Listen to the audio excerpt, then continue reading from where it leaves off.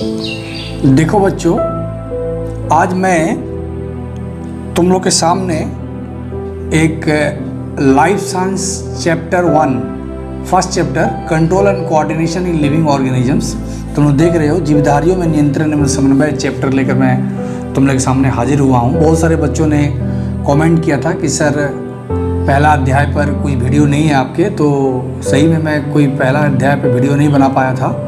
Life science में जो सबसे अधिक मार्क्स लेकर आने वाला जो चैप्टर है वो है control and coordination in living organisms, जीवधारियों में नियंत्रण एवं समन्वय। तो चलो इस चैप्टर्स को हम लोग बारीकी से अच्छी तरह से हम लोग इसको 2 या 3 पार्ट में हम लोग तैयार करेंगे, क्योंकि इससे 20 या कम से कम तुम्हारा 90 में 20 मार्क्स का क्वेश्चन इसी में आते हैं। तुम लोग ये देख लो, मैं बोर्ड का ये निकाला था, वेस्ट बंगाल बोर्ड का, ये कितने अधिक मार्क्स हैं तुम लोग देख रहे हो, कितने अधिक मार्क्स इसमें से आते हैं। तो सबसे अधिक मार्क्स लाने वाला ये चैप्टर है और इसको अच्छी तरह से हम लोग करेंगे तो निश्चित रूप से हम लोग आगे बढ़ पाएंगे। तो देखो बच्चों, यहाँ पर सबसे पहले जो हम लोग का चैप्टर है कि control and coordination in living organism, तो हम लोग को सबसे पहले जानना होगा कि लिविंग ऑर्गेनिज्म क्या है, कंट्रोल और कोऑर्डिनेशन क्या है। तो इससे हम लोग समझ पाएंगे कि हम लोग को चैप्टर्स के अंदर क्या पढ़ना है। तो हम लोग बहुत बारीकी से हम लोग अध्ययन करेंगे ताकि आने वाले समय में किसी भी तरह का एग्ज़ाम्स हो, चाहे वो आपका माध्यमिक हो या फिर इंटर का एग्ज़ाम हो, फिर आगे चल के नीट हो या कोई भी कम्पिटिटिव एग्ज़ाम हो, किसी भी तरह के आप एग्रीकल्चर में जाना चाहते हो, किसी भी सेक्टर में जाना चाहते हो, तो ये बायोलॉजी अगर आपका अच्छा रहेगा तो भविष्य में तो हम लोग चलते हैं इसको बारीकी से हम लोग अध्ययन करेंगे कि लिविंग ऑर्गेनिजम्स क्या है। तो देखो यहाँ पर मैंने डिफिनेशन लिखा है, any individual entity that embodies the properties of life.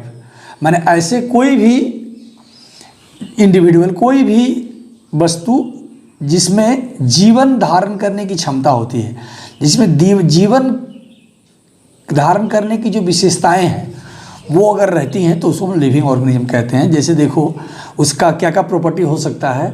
एक हो सकता है कि सेल होता है, बॉडी में होना चाहिए, कोशिका से उसका बॉडी बना होना चाहिए। सेंसिटिविटी और रिस्पॉन्स टू स्टिमुली, जो लिविंग ऑर्गेनिज्म होगा वो जो किसी भी स्टिमुली यानी कि किसी भी उद्दीपन के प्रति वो उसका सेंसिटिविटी दिखाएगा, मतलब वो प्रतिचार करेगा, उसके उद्दीपन के विरुद्ध में एक रिस्पॉन्स देगा। और तीसरा एक रिप्रोडक्शन होगा, प्रजनन, अपने से संतान उत्पन्न करेगा। चौथा है एडेप्टेशन करेगा, मतलब वो किसी भी वातावरण में अपने आप को एडेप्ट कर पाएगा। ग्रोथ एंड डेवलपमेंट होगा, जीव का ये प्रॉपर्टी है लिविंग ऑर्गेनिज्म का, वृद्धि होगा और विकास होगा। रेगुलेशन करेगा अपने, और होम्योस्टेसिस मतलब होता है कि आपका जो वातावरण में जो है टेम्परेचर के साथ वो अपने एडजस्ट कर पाएगा। और मेटाबॉलिज्म होगा। तो इस तरह से तुम्हारा 8-9 पॉइंट्स अगर किसी लिविंग ऑर्गेनिज्म कोई भी इंडिविजुअल में अगर होता है तो उस इंडिविजुअल को हम लोग कहेंगे लिविंग ऑर्गेनिज्म। में लिविंग ऑर्गेनिज्म वही है जिसके अंदर में सेंसिटिविटी होगा, जिसका बॉडी सेल से बना होगा, जो सेंसिटिव होगा और रिस्पॉन्स किसी भी उद्दीपन को रिस्पॉन्स करेगा। रिप्रोडक्शन प्रजनन करेगा, अपने से संतान उत्पन्न करेगा। एडेप्टेशन अनुकूलन करेगा, जिसमें ग्रोथ वृद्धि होगी और विकास होगा, जो अपने बॉडी को रेगुलेट कर पाएगा। और होम्योस्टेसिस टेम्परेचर के प्रति कंट्रोल करेगा। और मेटाबॉलिज्म अपचय की क्रिया को कर पाएगा, उसको हम लोग लिविंग ऑर्गेनिज्म कहेंगे। नेक्स्ट हम लोग को सेंसिटिविटी एक कैसा गुण है, सेंसिटिविटी है क्या, सेंसिटिविटी क्या है। व्हेन एन ऑर्गेनिज्म, यहाँ ध्यान से देखो, व्हेन एन ऑर्गेनिज्म रिएक्ट और changes its behaviour due to stimuli. Stimuli मतलब उद्दीपन, बाहरी परिवर्तन को उद्दीपन कहते हैं। बाहरी होने वाले परिवर्तन जिसके कारण हमारे शरीर में रिस्पॉन्स, प्रतिचार की क्रिया उत्पन्न होती है, स्टिमुली कहते हैं। जैसे ठंडा, गर्मी, सर्दी है ना, ये स्टिमुलस हो सकता है। आघात, चोट, पिन चुभ जाना, आँख में कीड़ा पड़ जाना, ये इस तरह से हम लोग के उद्दीपन होते हैं। तो व्हेन एन ऑर्गेनिज्म रिएक्ट्स और changes its behaviour due to stimuli, जब किसी भी उद्दीपन के कारण कोई ऑर्गेनिज्म, जीव अपना जो है बिहेवियर में परिवर्तन लाता है तो उसको सेंसिटिविटी कहते हैं। जैसे देखो आसानी से तुमको एक बहुत अच्छा एग्जांपल अगर मैं दूं तो सेंसिटिविटी समझ पाओगे। तुम लोग देखोगे एक कीड़ा चलता हुआ जा रहा है, तुम लोग देख रहे हो एक कीड़ा चलता हुआ जा रहा है और वो कीड़ा को बाई चांस तुम लोग देखो छू दोगे, अगर ऐसा देखने को मिलता है तो छू देने से, टच भी एक सेंसिटिविटी है, उद्दीपन का उदाहरण है। जैसे छूओगे तो देखोगे वो कीड़ा जो है धीरे धीरे अपने बॉडी को रोल कर लिया, गोल कर लिया, तो ये एक सेंसिटिव उद्दीपन के कारण हुआ, टच क्या हुआ, एक उद्दीपन हुआ और टच के कारण जो है बॉडी अपना बिहेवियर चेंज कर लिया, तो इसको कहते हैं उद्दीपन, इसको कहते हैं सेंसिटिविटी। ये देखो, व्हेन एन ऑर्गेनिज्म रिएक्ट्स और changes its behaviour due to stimuli, उद्दीपन के कारण एक जीव जो है अपना बिहेवियर, जिसे टच किए, छू दिए तो इसका बॉडी का आकृति बदल दिया, तो इसको हम लोग कहते हैं सेंसिटिविटी। देखो नेक्स्ट हम लोग पढ़ते हैं स्टिमुलस, उद्दीपन। अभी मैंने बता रहा था कि उद्दीपन क्या है, कि उद्दीपन is an event that triggers a response in an organism. एक ऐसी घटना है, उद्दीपन एक ऐसी घटना है जो ट्रिगर्स एंड रिस्पॉन्स, जिसके कारण ऑर्गेनिज्म में रिस्पॉन्स, प्रतिचार उत्पन्न होता है। जैसे देखो, तुम किसी को अगर छू दिए तो जैसे ही छूओगे तो वो छूने के साथ में जो है इस तरह से देखो अपने आप को गोल कर लिया। लजावती के पौधे को अगर तुम छूओगे, मिमोसा पुडिका है ना, तो उसको जैसे छूओगे, टच मी नोट जो प्लांट है, तो छूने के साथ ही देखो वो अपने आप को सिकोड़ लेगा। तो ये हो गया an stimulus in event that triggers a response in organism, जिसके कारण ऑर्गेनिज्म में, जंतुओं में अपना एक प्रतिचार उत्पन्न होता है, तो उस घटना को स्टिमुलस कहते हैं, जिसे छूना, टच करना। तो स्टिमुलस में भी एक्सटर्नल, ये बाहरी हो सकता है और भीतरी भी हो सकता है। चलो हम लोग नेक्स्ट पढ़ते हैं, कंट्रोल एंड कोऑर्डिनेशन क्या है। इन ह्यूमन बींग्स की अगर बात करें हम लोग, ऐसे तो हर जीव जंतुओं में होता है, तो in human beings it take place through the nervous system. मनुष्यों में खास करके ये एक क्रिया जो होती है नर्वस सिस्टम के द्वारा होता है, तंत्रिका तंत्र के द्वारा होता है। And hormonal system, endocrine system, ये दो तरह की जो चीज़ें जो हमारे शरीर में होने वाले कंट्रोल और कोऑर्डिनेशन क्रिया को कंट्रोल करता है, वो है तंत्रिका तंत्र और एक है हार्मोनल सिस्टम, एंडोक्राइन सिस्टम।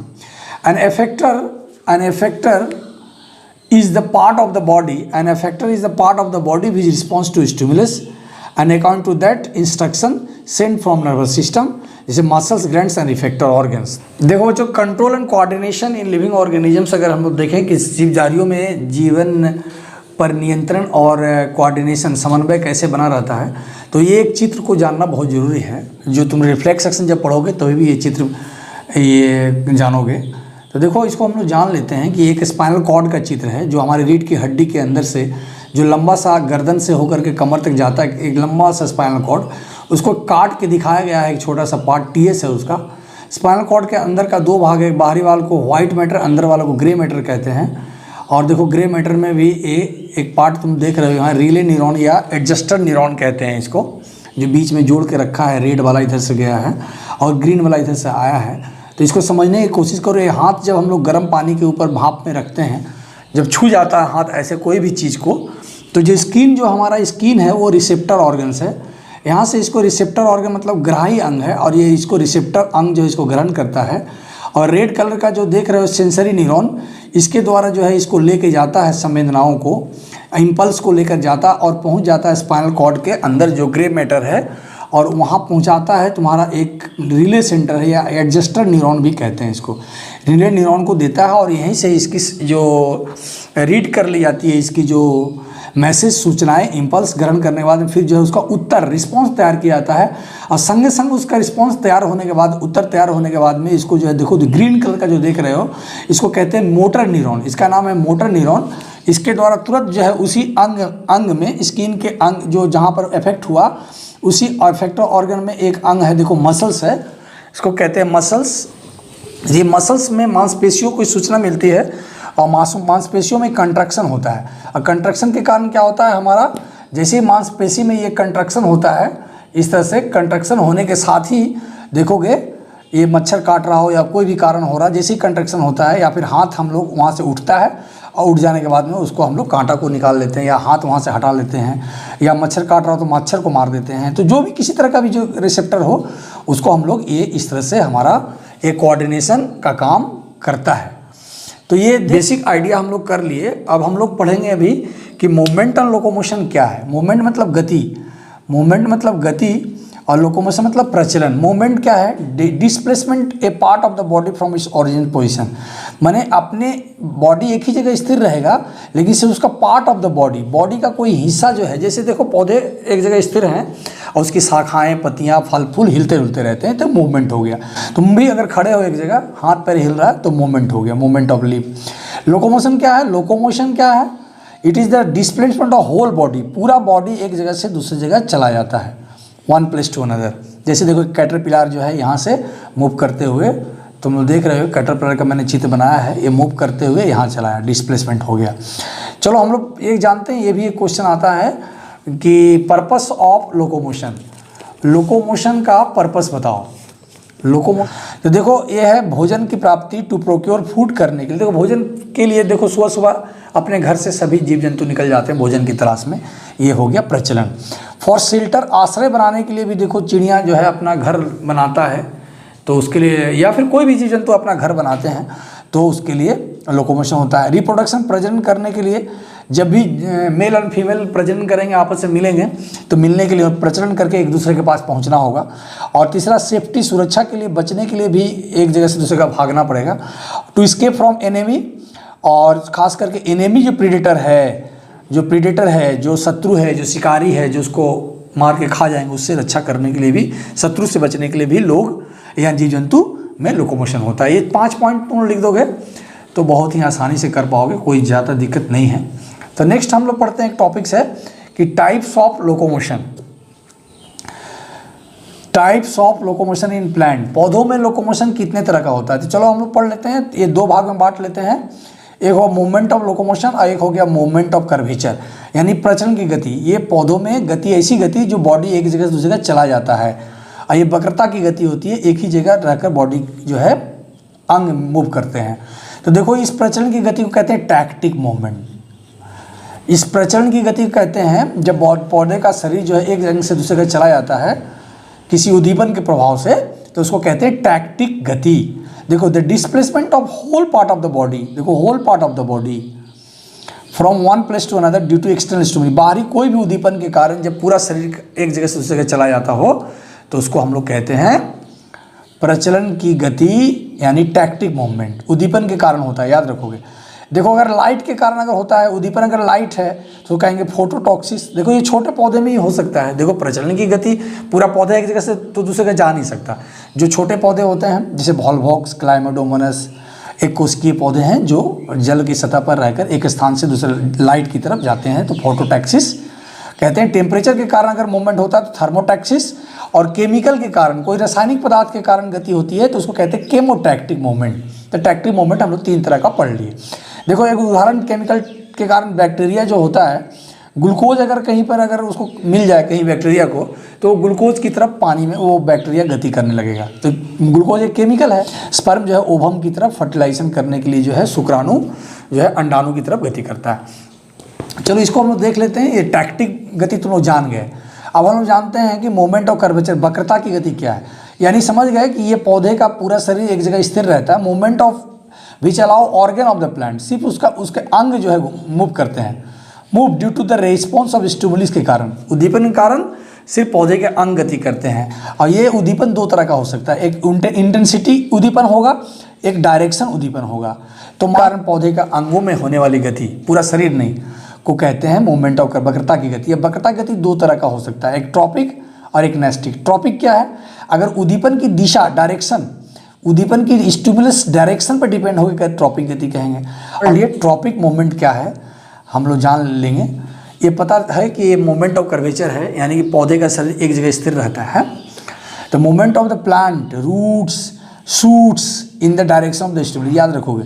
ये डायरेक्शन ऑफ द स्टिमुलस, उद्दीपन की दिशा पर होकर गति होती है पौधे के किसी अंग में, खास करके उसका रूट्स एंड शूट्स, माने पौधे का निचली हिस्सा और ऊपरी भाग शूट्स में गति होती है, तो उसको कहते हैं tropic movement, direction of stimulus. अच्छा, ये टाइप्स स्टिमुलस के टाइप्स के आधार पर हो सकता है फोटोट्रॉपिक, फोटोट्रॉपिक मूवमेंट, यानी क्या, लाइट के डायरेक्शन पर डिपेंड होकर अगर मूवमेंट होता है। If the movement of plant organs depends on the light, direction of the light, then this is called phototropic. ये पॉजिटिव हो सकता है, अगर लाइट की तरफ जैसे मूव कर रहा है, चित्र में देख लो लाइट की तरफ मूव कर रहा है तो पॉजिटिव फोटोट्रॉपिक, और इसकी जड़ें जो है लाइट से विरुद्ध जा रही हैं तो negative, positive phototropic and negative phototropic, 2 तरह की गति हो सकती है। उसी तरह से हाइड्रोट्रॉपिज्म या hydrotropic, hydro means water, hydro means water, tropic में समझ गए। अगर if the movement of the plant part depends on the direction of the water, जिधर से पानी आ रहा हो उस पर डायरेक्शन पर मूव है। अगर डायरेक्शन की तरफ जाता है तो पॉजिटिव, जैसे रूट जाता है पानी की तरफ, और सूट जो है पानी के विरुद्ध जाता है, जल के विरुद्ध, तो नेगेटिव, यानी कि positive hydrotropism and negative hydrotropism. तीसरा है जियोट्रोपिज्म। जियो मीन्स जियोग्राफी, जियो मीन्स ग्रेविटेशन, गुरुत्वाकर्षण, यानी ऐसी ट्रॉपिक गति जो जियो ग्रेविटेशन गुरुत्वाकर्षण पर निर्भर करता है। तो ये ग्रेविटेशनल, अगर ग्रेविटेशन की ओर जाता है, इफ द जैसे रूट प्लांट का रूट में जो गति होती है वो ग्रेविटेशनल की तरफ जाता है तो पॉजिटिव जियोट्रोपिज्म, और सूट में जो गति होती है वो पृथ्वी की तरफ जाता है तो उसको हम लोग कहेंगे नेगेटिव जियोट्रोपिज्म। तो देखो बच्चों, अभी हम लोग टैक्टिव मूवमेंट पढ़ लिए। तो टैक्टिव मूवमेंट में हम लोग क्या पढ़े? टैक्टिव मूवमेंट पौधे का पूरा शरीर जो है एक जगह से दूसरी जगह चला जाता है, जैसे क्लेमेडाइमस वॉल्वॉक्स। फिर दूसरा हम लोग क्या पढ़े? ट्रॉपिक मूवमेंट में शरीर एक जगह स्थिर रहता है लेकिन उसके शरीर के अंग जो है उद्दीपन की दिशा की ओर गति करते हैं, पानी की तरफ तो हाइड्रोट्रोपिज्म, प्रकाश की तरफ तो फोटोट्रोपिज्म, या फिर गुरुत्वाकर्षण की तरफ। तो इस तरह से अब हम लोग तीसरा मूवमेंट पढ़ेंगे जो मूवमेंट ऑफ कर्वेचर होगा, जिसको हम लोग कहेंगे नेस्टिक मूवमेंट। जैसे movement of plant body parts depending upon the intensity of stimulant, note direction. ये डायरेक्शन पर निर्भर नहीं करेगा, ये पॉइंट याद रखोगे, इंटेंसिटी ऑफ स्टिमुलस पे डिपेंड करेगा। तो जब पौधों में एक विभिन्न अंगों की गति उद्दीपन की तीव्रता पर निर्भर होकर करती है, उद्दीपन की तीव्रता पर निर्भर करती है, तो उसको हम लोग कहते हैं नेस्टिक मूवमेंट। देखो अब इसको हम लोग टाइप्स पढ़ लेते हैं, कितने तरह का होते हैं। देखो, अगर प्रकाश उद्दीपन, अगर प्रकाश है, अगर पौधों में गति हो रही है और उसके अंगों में, जड़ में, तना में, पत्ती में, फूल में, फल में, विभिन्न अंगों में गति हो रही है, तो प्रकाश की तीव्रता पर निर्भर होकर करती है। प्रकाश की तीव्रता यानी intensity of the plant light, then this called photonasty. Moment in plant part due to the response of intensity of the light, not direction. तो दिस पौधे के अंगों में गति उद्दीपन की दिशा निर्भर करके बल्कि उद्दीपन की तीव्रता पर निर्भर करती है, तो उसको प्रकाश अनुकुंचन कहते हैं। जैसे एक सेस्ट्रम नोक्टरम, एक रात में खिलने वाला एक पौधा है, इसका वैज्ञानिक नाम मैंने बताया है सेस्ट्रम नोक्टर्नम। नाइट ब्लूमिंग जस्मीन, रात रानी इसके पौधे का नाम है, रात में खिलने वाला रात रानी। इसका फैमिली सोलानेसी, सोलानेसी फैमिली को बिलोंग करता है पौधा। इसका फैमिली परिवार पोटैटो का जो परिवार है सोलानेसी, और इसका पिक्चर भी तुम लोगों को मैं दे दूंगा, देख लो तुम लोग, पिक्चर भी मैं दे दिया हूँ कैसे रात में ये खिलता है। तो ये ओपन्स इन नाइट, ये रात में खिल जाता है लेकिन, और क्लोज इन मॉर्निंग, सुबह होते होते ये बंद हो जाती है फूल। अब देखो दूसरा है थर्मोनेस्टिक मूवमेंट, ताप अनुकुंचन। समझ में आ रहा है कि ये जिस तरह से लाइट के इंटेंसिटी पर डिपेंड किया था उस तरह से यहाँ पर थर्मो मीन्स ताप, टेम्परेचर। तो this movement of plant parts in response to intensity of the temperature. अगर टेम्परेचर तापक्रम की तीव्रता पर निर्भर होकर पौधे की किसी भी अंग में गति होती हो तो थर्मोनेस्टिक मूवमेंट कहते हैं। जैसे टूलिप एक फ्लावर है, चित्र में देख लो, ये flower open when temperature increases, इससे लाइट से कोई लेना देना नहीं है। जब टेम्परेचर के कारण, जैसे सूरज की गर्मी के कारण, जब सूरज का किरण पौधे पड़ती है पत्तियाँ, तो लाइट के कारण नहीं खिलता ये, जब लाइट गिरने के बाद में सूरज के गर्मी पड़ती है तो वो खिलने लगता है, इसलिए इसको कहते हैं थर्मोनेस्टिक मूवमेंट। और देखो तीसरा एक पॉइंट है सीज्मोनेस्टिक मूवमेंट, यानी कंपना अनुकुंचन। तो क्या है कि this movement is due to the intensity of touch छूने से, फ्रिक्शन घर्षण से, शॉक आघात या चोट के कारण अगर उद्दीपन हो और उसकी तीव्रता पर निर्भर कर गति होती हो। जैसे मिमोसा पोडिका चित्र में देखो मैंने दे दिया है, सेम प्लांट, इसको लजावंती भी कहते हैं क्योंकि ये लजा जाता है टच करने से। देखो तुम लोग देखे होगे इसको, ये इसकी पत्तियां जो है सिकुड़ जाती हैं। तो ये हो गया सिज्मोनेस्टिक मूवमेंट। तो देखो बच्चों, मैं इस तरह से डेप्थ में इसलिए पढ़ा रहा हूँ कि अगर इस चैप्टर को पूरी अच्छी तरह से ये पढ़ लोगे ना, तो तुम्हारा शॉर्ट क्वेश्चन, चाहे MCQ टाइप का क्वेश्चन हो या फिर 1 नंबर का क्वेश्चन हो या फिल अप द ब्लैंक्स हो या मैच करना हो या फिर किसी भी तरह के 1 number 2 number 4 number 5 number question हो, सारे क्वेश्चंस को तुम लोग कर लोगे। जैसे देखो MCQ में भी ये क्वेश्चन आता है, 1 नंबर में भी आ सकता है, आता है कि सिज्मोनेस्टिक मूवमेंट होता है कौन सा पौधा में, 4 ठो दे दिया तुमको और तुमको ऑप्शन मारना या भरने के लिए दे दिया या फिर किसी तरह क्वेश्चन दे दिया। तो इस तरह से करने से तुम्हारा सारा क्वेश्चंस सॉल्व हो जाएंगे। इसके बाद भी अगर किसी तरह की दिक्कत होगी तुम लोग को तो कमेंट करोगे, मैं शॉर्ट क्वेश्चंस और कुछ 1 नंबर 2 नंबर का क्वेश्चन भी मैं बना दूंगा तुम लोगों को। Nyctinastic movement, nyctinastic movement, this movement occurs in plant due to the combined effect of light and temperature. अभी देखो तुम लोग लाइट पढ़े, प्रकाश अनुकुंचन और थर्मोनेस्टिक मूवमेंट पढ़े, तो इसमें दोनों का कंबाइंड इफेक्ट होता है, यानी कि लाइट का इंटेंसिटी भी काम करता है और टेम्परेचर भी। सूर्य की गर्मी जब पड़ती है तो सूर्य का प्रकाश भी काम करता है और उसका तापक्रम बढ़ता है, तो दोनों का कंबाइंड इफेक्ट से गति होती है। अगर एक रहेगा तो काम नहीं होगा। तो ये पौधे में गति प्रकाश और ताप दोनों के संयुक्त प्रभाव से होता है। जैसे लेगुमिनस दाल जाति के जो पौधे होते हैं, जैसे मटर वगैरह हुआ, उसका लीफलेट्स फोल्ड हो जाता है in evening and open in morning, लेकिन सुबह में खुल जाता है और शाम को फोल्ड हो जाता है। तो ये मूवमेंट गति होती है। नेक्स्ट देखो केमोनेस्टिक मूवमेंट।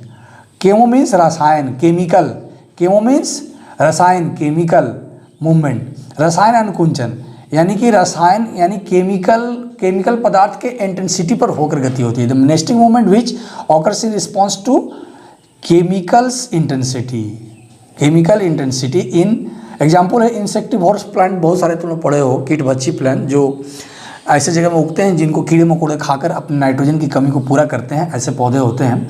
जैसे ड्रोसेरा का नाम सुने होंगे, चित्र में मैं दे दूंगा, कुछ पौधे देख लो तुम लोग चित्र में। ड्रोसेरा, सनड्यू कहते हैं कॉमन नेम, डायोनिया जिसको वेनस फ्लाई ट्रैप कहते हैं, या नेफिंथिस जिसको पीचर प्लांट, जिसका देखो चित्र में कि इसका जो आकृति है वो कलश पादप भी हिंदी में कहते हैं। नेफिंथिस को कलसी की तरह होता है, जग की तरह, और जैसे ही कीड़ा उड़ते हुए आता है तो ऊपर का जो फ्लैप है वो जो खोल के रखता है और अंदर ढुक जाता है, ढुकने के बाद वो बंद कर लेता है। अब बंद कर लेने के बाद फिर क्या करता है, उस कीड़े को अंदर ही अंदर उसका जो कांटानुमा जो स्ट्रक्चर होता है वो अंदर चुभो देता है, और चुभो देने के बाद में क्या करता है, उसके अंदर से जो उसका रस है चूस लेता है और नाइट्रोजन की कमी को पूरा करता है। तो इस गति को, जो पौधे में जो गति हुई, इसको केमोनेस्टिक मूवमेंट कहते हैं।